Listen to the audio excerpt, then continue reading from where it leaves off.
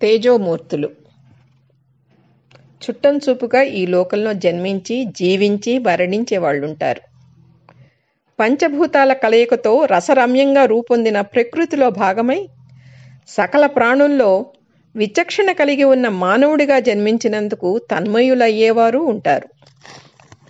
ప్రపంచాన్ని తమ సొంత ఇంటిలా భావించి శ్రద్ధగా సొబగులద్ది పర్యావరణానికి ఏమాత్రం హాని కలగకుండా తగు జాగ్రత్తలు తీసుకుంటూ నిష్క్రమించేవారు ఉంటారు.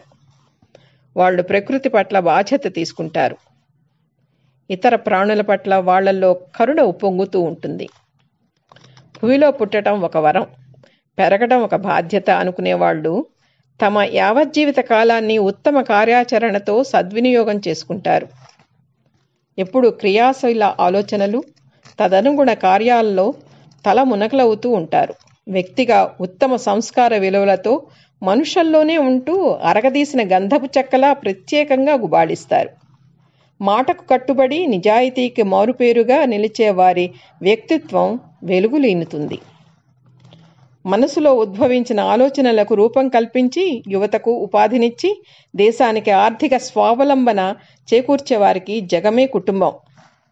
సమాజ నిర్మాణానికి తమ వంతుగా ఏదైనా చేద్దామనుకునేవారు చేతిలో రూపాయి ఉందా, వనరులు ఉన్నాయా, తమతో కలిసి వచ్చి తనకు సహాయ సహకారాలు అందించేవాళ్ళు ఉన్నారా అన్న నిరర్థక ఆలోచనలకు చోటివ్వరు. మనసులో ఊహామాత్రంగా మెదిలే ఆలోచనల పునాదిపై వాస్తవ రూప హర్వ్యం నిర్మించడానికి దృఢంగా ముందడుగేస్తారు. రేయింబగళ్ళు నిద్రాహారం లేకుండా పనిలో ప్రపంచాన్ని పట్టించుకోకుండా ఒక లక్ష్యం కోసం ఒంటరిగా సాగించే ఆ ప్రయాణాన్ని చుట్టూ ఉన్నవారు ఆసక్తిగా గమనిస్తారు. అతగాడి దీక్షా దక్షతలను బేరీజు వేస్తారు. తపనను అర్థం చేసుకుంటారు. నాయకుడిగా ఎంచుకుని అతని అడుగులను అనుసరిస్తారు. చేపట్టే పనులకు సహాయ సహకారాలు అందిస్తారు.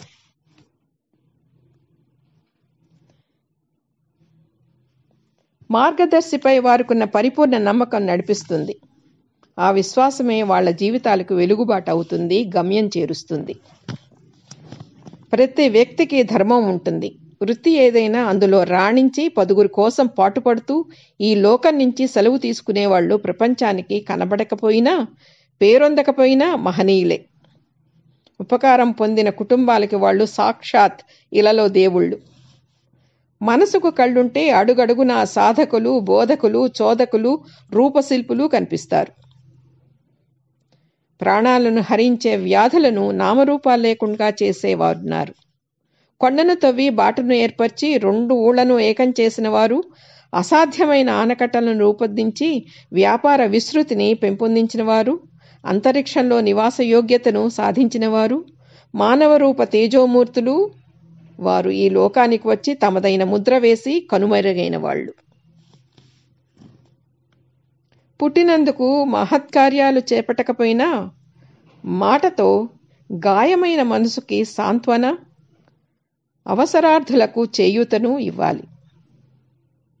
ఎవరి గురించి పట్టక దేన్ని పట్టించుకోక గిరిగీసుకుని బతికే వాళ్లకు చెట్టుకు పుట్టకు వీళ్ళకి తేడా లేదు. మానవుడు సంఘజీవి, ఒంటరిగా మనలేడు. పదుగురితో కలిసి మెలిసి ఆనందంగా గడిపి ఈ లోకం నుంచి నిష్క్రమించాలి. అటువంటి వారే చిరంజీవులు, అటువంటి వారే తేజోమూర్తులు.